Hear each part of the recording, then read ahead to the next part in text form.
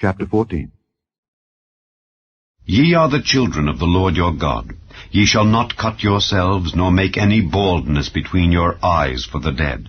For thou art an holy people unto the Lord thy God, and the Lord hath chosen thee to be a peculiar people unto himself, above all the nations that are upon the earth.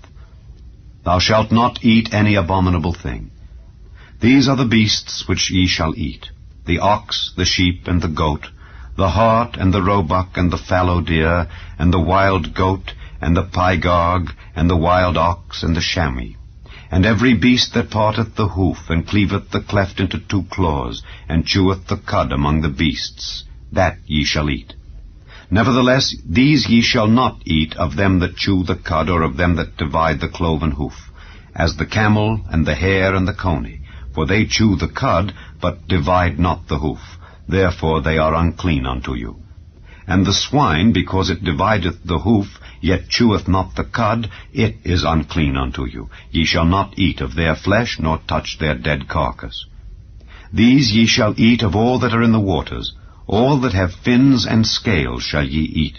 And whatsoever hath not fins and scales ye may not eat. It is unclean unto you.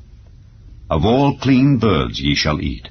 But these are they of which ye shall not eat: the eagle, and the ossifrage, and the osprey, and the glede, and the kite, and the vulture after his kind, and every raven after his kind, and the owl, and the night hawk, and the cuckoo, and the hawk after his kind, the little owl, and the great owl, and the swan, and the pelican, and the jeer-eagle, and the cormorant, and the stork, and the heron after her kind, and the lapwing, and the bat.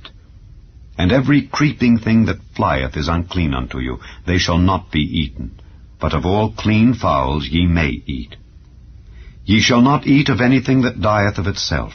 Thou shalt give it unto the stranger that is in thy gates, that he may eat it, or thou mayest sell it unto an alien, for thou art an holy people unto the Lord thy God. Thou shalt not see the kid in his mother's milk. Thou shalt truly tithe all the increase of thy seed, that the field bringeth forth year by year. And thou shalt eat before the Lord thy God, in the place which he shall choose to place his name there, the tithe of thy corn, of thy wine, and of thine oil, and the firstlings of thy herds and of thy flocks, that thou mayest learn to fear the Lord thy God always. And if the way be too long for thee, so that thou art not able to carry it, or if the place be too far from thee, which the Lord thy God shall choose to set his name there, when the Lord thy God hath blessed thee, then shalt thou turn it into money, and bind up the money in thine hand, and shalt go unto the place which the Lord thy God shall choose.